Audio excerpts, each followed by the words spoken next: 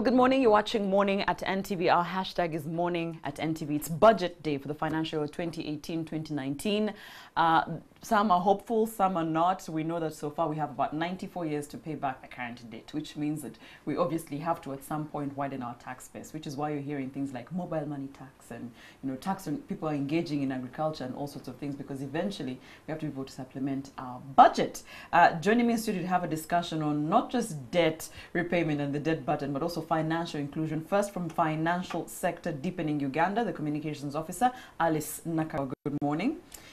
And I also have from Uganda Debt Network, Imelda Namaga, who's the Program Manager, Policy Analysis and Governance. Good morning. Good morning. Ladies, today's budget day. Perhaps before we go into what your expectations of the budget as a Ugandan, not just as, of course, representative of where you work, let's start with Imelda. What does Uganda Debt Network actually do? Okay, thank you, Flavia, and good morning, viewers. Uganda Debt Network is a policy advocacy organization that is aimed at ensuring that citizens in Uganda, at least that our debt is really sustainable, and there is also effective and efficient service delivery, and that every shilling is able to reach the final consumer in Uganda. Mm-hmm.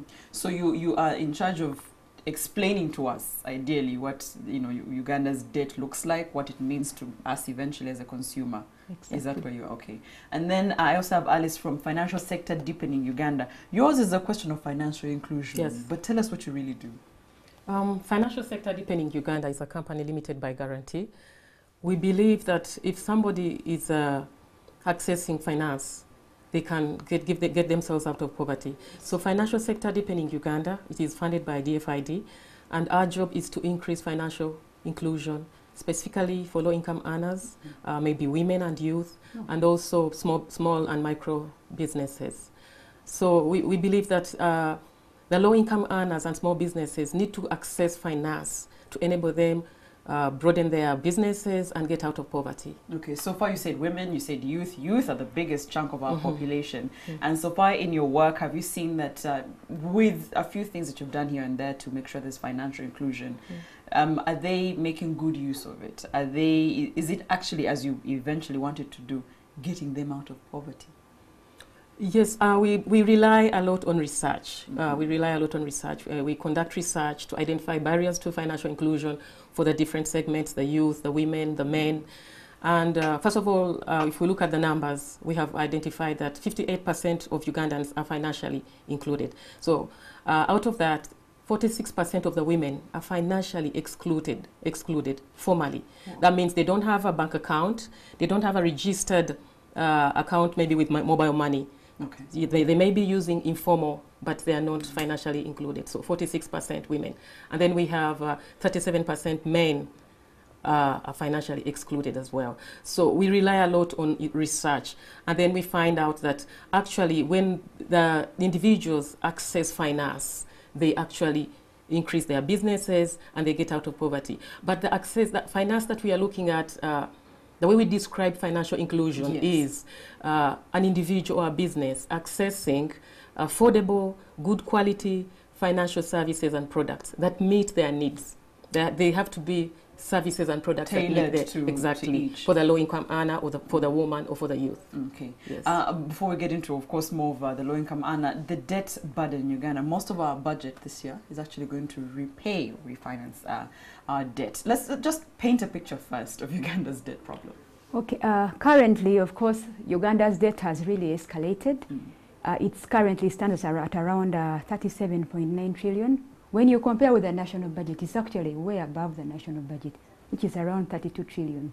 Meaning that if we are to finance, if we are to clear our debt in one financial year, it's practically impossible. Yes. And what is surprising is that in this current financial year, 2018, the next 19, debt repayment is actually projected at around 10.6 trillion. And this means this is around, it's over 28% of the total national budget. It's actually way high. When you compare this with a sector like agriculture, which is getting around 914 billion, that means this is 11 times that sector. That means, assuming we are going to finance agriculture at 914 billion, we'll need 11 financial years to be able to to actually repay just in comparison with one sector. Yes, just debt repayment. That's just the interest, not the whole entire budget. Oh, okay. Wow. And that is very scary. Yes. So you've compared it to one sector, and you're saying, but there was a conversation on if we're going to pay debt. Of course, they're different. You can explain to us the different ways. I know there's taxation and everything, but in an ideal, you cannot tell me that debt would be excluded, because there's no ideal, for example, on the continent where economies are operating with no debt at all. You understand? So if how much we're not in an ideal, where can we be in ideal? And you know, we're here so far, which means with our infrastructure, we're going to be oil producing at some point. We're still taking debt. Okay, first of all, debt is not really bad, but actually depends on what the debt is going to do. So if you are going to borrow to finance consumptive expenditure, that means definitely it doesn't make sense, because because that means you're just going to consume the debt. So it would make a lot of sense if we borrowed and invested in productive sectors where we're going to generate returns, so that we're able to refinance and we'll also be able to pay back the debt from those real sectors, as opposed to now trying to of course borrow again, and also trying to squeeze the normal citizens. Because if you look at the tax proposals this financial year, most of them are hurting the poor, because we need to pay the debt, we need also service delivery, but right now our budget is very tight. But I feel like most of the debt has actually, for example, infrastructure, most of it has gone towards such things like roads, you know, money things, which ideally we need, which means oil and gas. Yes, oil and gas. And if we're going to question whether the borrowed resources are registering, you know, expected outcomes, whether they're working for us, not being consumptive, aren't they? I feel like they already are. Yes, it is. But also the other thing is that now we are, okay, where we get our debt also matters. Before we were actually mainly borrowing on concessional terms, IMF and other big lenders whose interest rates were very low. So right now we have of course we have new players in the market like China, Japan, and whose interest rates are very high. I think most of our burden right now is loans from China. So it's another, if you're going to borrow, at a very high interest rate, and yet some of these loans are really short term. And of course, worst of all, most of these loans are mainly in foreign exchange.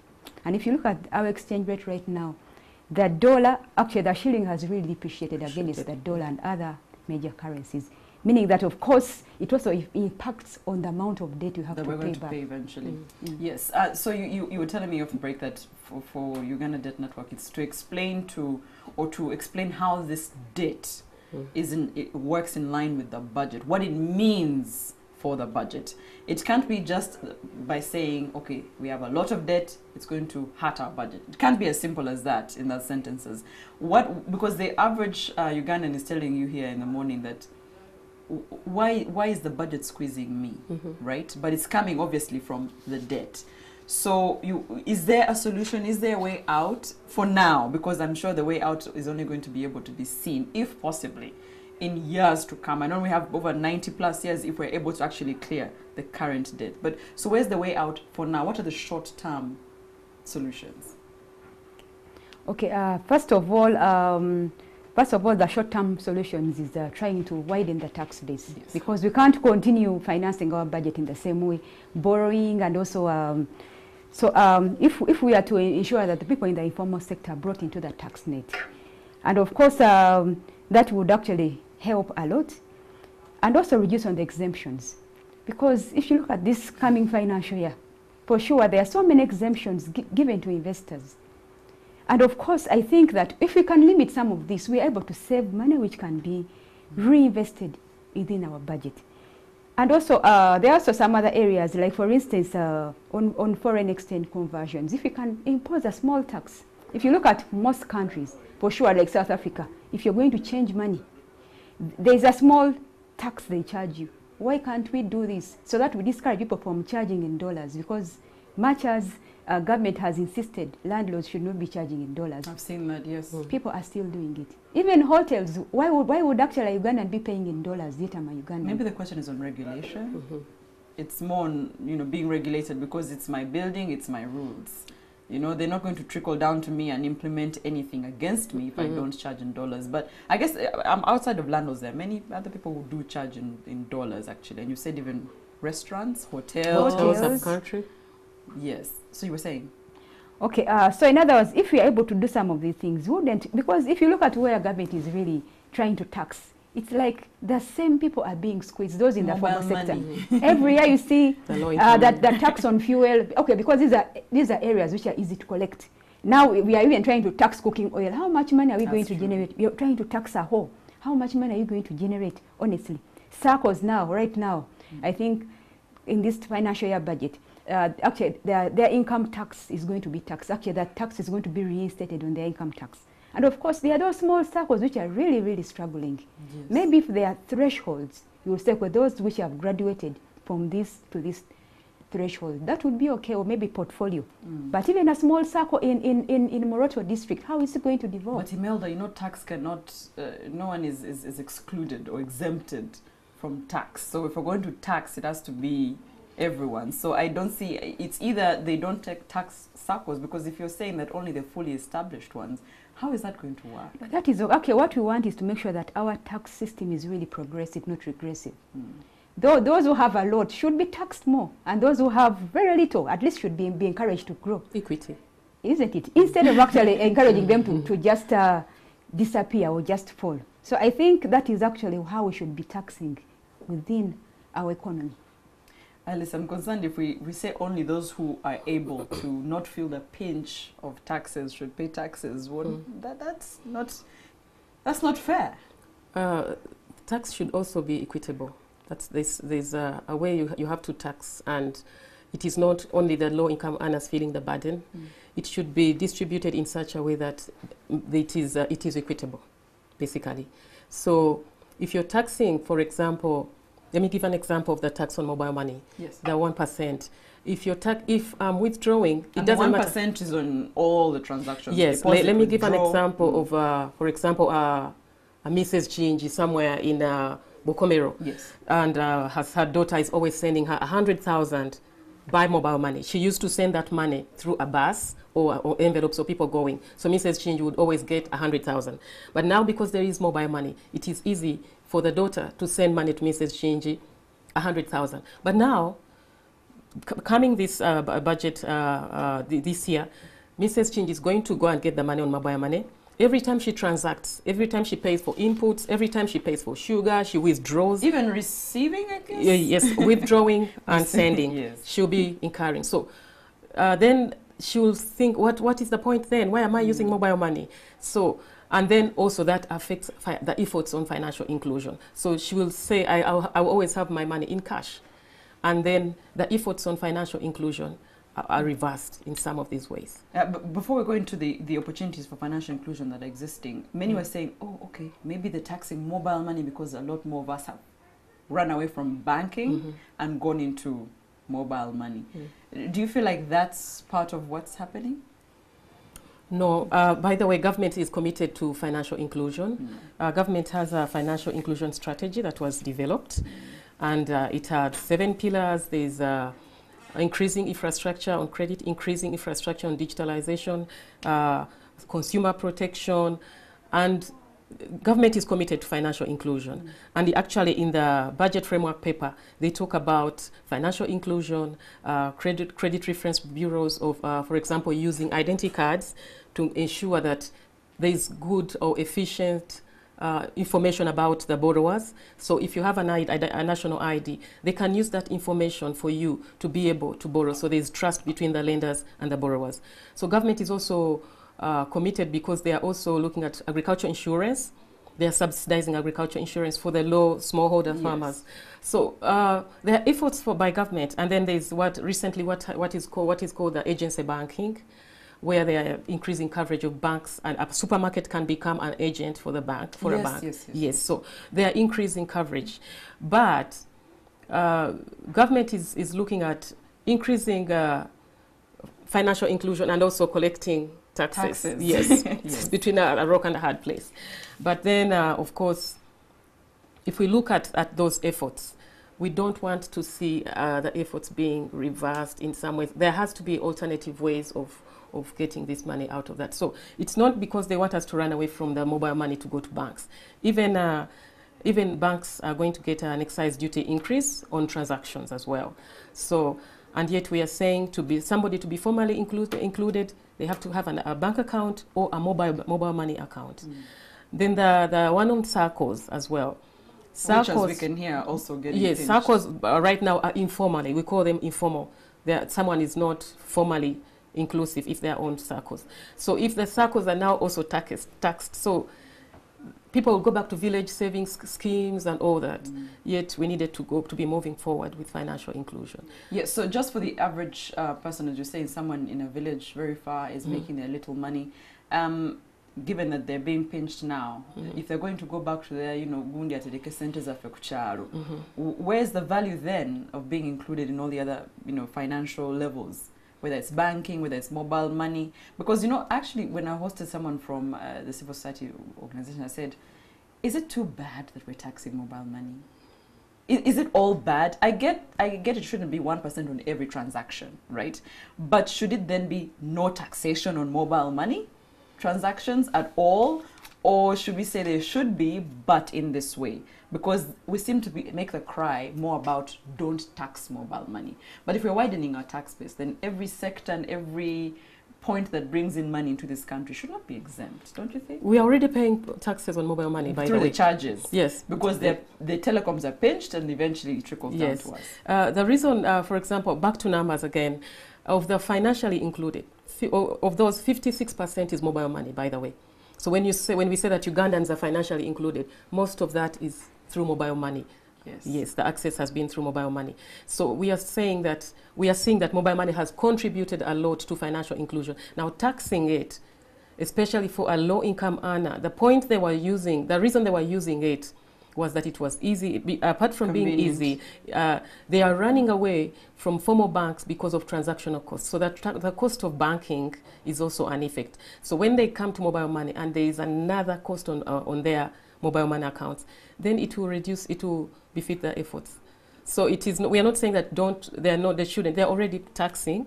But every time you're withdrawing, every time you're sending, you're incurring a cost. And look at maybe a businessman sending 100 million, and Mrs. Chinji in Mutunde sending 100,000 shillings, and they are going to pay 1% each time they are transacting. So, what about that breakdown? But we're saying that that the people who earn more should, for example, if the people who pay salaries through mobile money, right? So there are platforms around mobile money, there are innovations around mobile money that what we would call for high income earners. Do you believe there should have been that margin where we say maybe these ones should pay a certain cost than these ones who are just getting money because I'm giving my mama money in the village just, for her maintenance? And when, by the way, when they're sending the salaries through mobile money to their accounts, it's not taxed. It is when I'm transacting, withdrawing and sending. That's when, yes. Yes. Although I thought it was transaction on receiving, depositing, withdrawing. But not into the bank account. Not into the bank account. So let's talk about financial inclusion for the low-income earners. You've talked about SACCOs. Yes. You've talked about, obviously, banking is still there, maybe to a less degree. There's mobile money as well. But what are the new, perhaps, innovations? What is in the market that is new, that is currently going with the trends to include people in finance? As I said, for example, we work with the financial sector service providers to develop products that are affordable and that meet the needs of low-income earners. Right now, we have just concluded a project that we had with a company called FutureLink, and they are working with SACCOs. SACCOs, as I said, we are saying they are informally. But then these SACCOs are using what we call M-SACCO. They are using mobile money. So somebody is looking at their SACCO account from their mobile phone. Yes. So even when there's a deposit on there, they see it on their mobile phone. So that is an innovation that is also encouraging low-income earners to be financially included. It's an innovation. And so we are looking at such products. They look at the low-income earners, they are tailored to their needs, and they are tagged, for example, to what they are always doing. They are already doing. Somebody is already in a SACCO, but then we have M-SACCO And MSACO is helping them to use the digital platform. Okay. Yes. Let's talk about sectors, Imelda. When I hosted, when we're talking about the review into each sector, vis-a-vis the budget and what they get, all the sectors are complaining they don't have enough money. They're not giving us enough money, they're not allocating enough money. So they're saying the solution perhaps is to fund ourselves, find innovations and different things in each sector to eventually be able to pay for certain things, so we don't rely just on the money that comes in from government. Now, when this happens, what, ideally, maybe just inform us on, is that also able to trickle back to pay this debt? Probably it would, but I think the solution is, because I know even if you double the sector budget, it may not translate into increased outcomes in the sector. Yes. So what we have to do is to work within, because money can never be enough, for sure. So to reallocate and ensure that we have the right priorities within the sector. But each year, each time a new program is being introduced in a sector, that means that sector has to suffer, for sure. Take an example of education sector. When USE was introduced, we were clapping, but of course UPE somehow suffered because if you look at SFG fund, that is School Facilitation Grant, it actually was scrapped. To date, of course, the expenditure on construction of things like pit latrines, classrooms actually has dwindled greatly. Because of course there was competition within the sector. So I think for me the solution is to work within and ensure that we allocate our resources effectively and efficiently and reduce wastage of resources. We can, of course, there was a very good move by government to reduce on workshops, some of those expenditures, but it's not enough, because it's really not enough. We have to make sure that we really, really maximize on the little money that we have to have more impact. You cannot be telling me that each sector, if they are to use wisely, as you might term it, each of the amounts of money that they put in, they can manage. There'll still be a gap. So I still feel like, so you're not for the fact that if each of the sectors can be able to sustain its own finances, it doesn't trickle back to debt repayment? It actually would. Okay, but of course... But you're saying it wouldn't be enough. No, we know, of course, it can't be enough, but money is really never enough. And you know it, even if our budget increased by 1,000%, of course we will have more needs, and even appetite for consuming will be high. So Imelda, isn't our need to find ways to repay our debt burden, or is our need to find ways to not get debt in the first place? Okay, of course it's both. We have to make sure that first which of all, more than the other? Okay, first of all, we also need to repay our debt because it's really hurting other sectors. This coming financial year 2018-19 is taking the biggest share. Over 28% is very, very big, meaning that, of course, we are sacrificing other expenditures to other sectors to be able to repay. It's just repayment, not even clearing the debt. So meaning we really have to find a way. Okay, first of all, like public-private partnership is one of the ways, because we know at least when you're working with the private sector, they are there for profit. Of course, there will be lesser wastage of resources and of course lesser appropriation of course theft of public resources. That would be one of the ways of ensuring that we can also do some kind of, maybe some small fees. So that we ensure that, because I know when citizens are paying directly, somehow when they are contributing, there is that obligation that is attached to some of service delivery. Of course, you'll be able to demand for service delivery. But when you assume things are free, then you don't even mind when something is being used in the wrong way. You wouldn't even mind. Speaking of taxes and sectors, do you believe that, for example, some of this debt burden, the debts that we're incurring are going to certain sectors more than the others, right? You have, for example, works and transport, of course, taking a big chunk. Should they then take the burden of actually repaying more than the others? Definitely they would. Like I said in the beginning, that we really have to make sure that of course we borrow responsibly. We have to invest in sectors that are able to generate returns. If you're going to borrow and then you're just going to consume, of course, the debt, that means, of course, you will not be able to finance your debt, of course, very well. It would be good, like road sector is actually... So we're borrowing on need more than our potential outcome of... It has to be both. You also have to look at your potential, because right now, like if you look at the debt to GDP, much as of course statistics show that we're at around 28% of GDP, and our threshold is around 50% of GDP. But of course, if you, remember, this figure only includes what has been committed and disbursed. But when you add the undisbursed, Actually, that figure is almost closer to the 50% threshold, meaning that if all donors actually gave us all the money right now and say, okay, come and get it, our debt wouldn't be sustainable, definitely. Okay. Perhaps I can go to you, Alice, first to give us the budget day, what your thoughts are, where your concerns are. Of course, I know you're in financial inclusion, so your concerns might go that way, but please share. For the budget, my concerns, of course, on the effect of financial inclusion, of effect of the taxes, effect of prices, and of course the prices of things. The prices are going up. They're going Fuel. up. So eventually, a low-income earner who wants to go into business may incur encumbrances because of the high prices of fuel, and of course the services sector. Somebody wants to access a service and it's expensive for them, so that also affects their livelihood. So generally, the budget is going to affect the low-income earner. The consumer, in everything you're consuming. If we're going as low as cooking oil, we're complaining about fuel, but even something, as small as cooking oil. Yes. But yes, your thoughts on the budget? Actually, this, of course, increasingly over time, the budget is becoming more and more regressive, because government is focusing more on, of course, indirect taxes compared to direct taxes.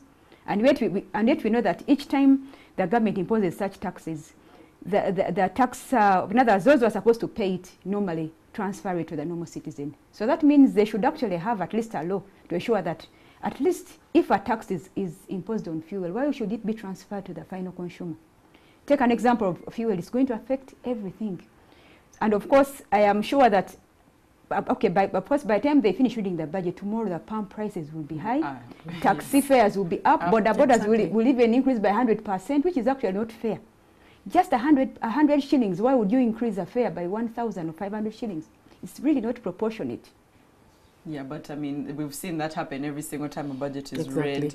So I guess, I don't know if they hear, but they're also too busy paying off debts. It's like a trigger. Yes, so that's what happens. But yes, so budget day is today, of course, here on NTV. There'll be a big discussion as just coverage as well throughout the budget day, and a big discussion around some of these sectors, the implementations, and also the impact of the 2018-2019 budget for this financial year. If it affects, of course it affects you, as we've just said. The minute that is read, that 100 shillings is going to trickle down to your taxi fares. The border fare that you think has been convenient is also going to go up. So just pay attention and keep it here at NTV. This is Morning at NTV.